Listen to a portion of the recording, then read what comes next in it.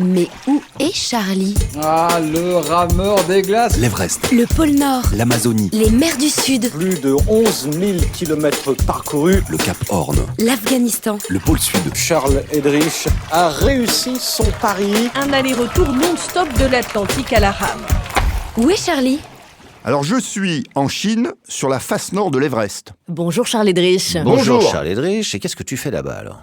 1924, le plus grand mystère qui aujourd'hui n'a pas été élucidé de l'alpinisme. Est-ce que Georges Mallory, avec son compagnon de cordée Irvine, sont montés au sommet ou pas? Personne ne le sait. Personne ne le sait.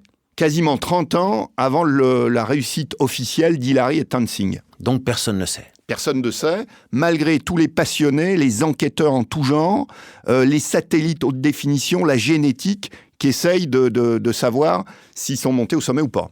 Alors personne ne sait, mais il y a quand même des éléments qui permettent de savoir si peut-être il y est allé ou pas. Alors voilà, donc on les voit partir au printemps 2004 vers le sommet, on les voit jusqu'à 2005, et après plus rien parce que le temps se couvre. Nova est impliqué dans l'histoire. 75 ans après, il y a une expédition qui part là-bas, Nova, pas la radio, mais une série télé britannique qui commandite l'expédition pour aller chercher le corps de Georges Mallory. On trouve le corps à 8002. Avant, on avait même trouvé le piolet d'Irvine à 8006. Le corps, évidemment, est étudié dans tous les sens. Des éléments extrêmement troublants. Il n'y a pas de photo, on ne retrouve pas la photo de sa femme, qu'il avait emmenée avec lui pour déposer cette photo au sommet. Très troublant aussi, la dernière fois qu'on les voit vers le sommet, c'est à peu près 1h de l'après-midi. Sa montre est cassée à peu près à 1h. Mais ses lunettes ses lunettes de soleil sont dans sa poche. Donc tout laisse à penser que quand l'accident arrive, c'est 1h du matin. Donc 12 heures se passent. Qu'est-ce qu'ils ont fait pendant ces 12 heures? Autre élément extrêmement troublant, la génétique montre que ses doigts ne sont pas gelés. Donc a priori, pendant 12 heures, tout s'est passé à peu près normalement. Autre élément extrêmement troublant, il y a une journaliste américaine qui vit à Katmandou, qui suit absolument toutes les expéditions. Récemment, des journalistes vont la voir, lui posent la question sur cette fameuse expédition de 1924. Il y a une photo sur sa table d'une jeune femme. Les journalistes pensent que c'est elle, jeune. Elle est troublée, alors que normalement c'est quelqu'un d'extrêmement calme.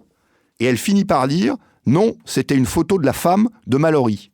Comment cette photo est arrivée sur sa table. Et il semblerait que ce soit des Chinois, en 1960, qui ont essayé de faire la première ascension, parce que là aussi, l'expédition est controversée, de l'Everest par la voie nord, qui ait ramené cette photo prise sur le cadavre de Mallory.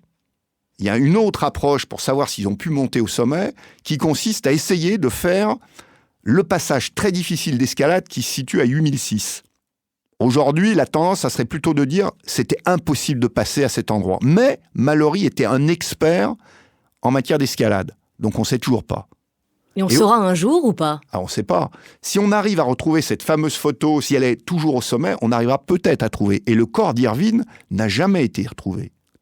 Certains disent que les Chinois de l'expédition de 60 ont trouvé le corps d'Irvine.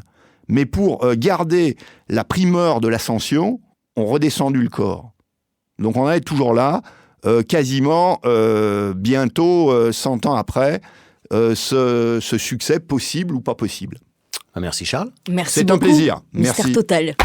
Mais où est Charlie? Réponse la semaine prochaine.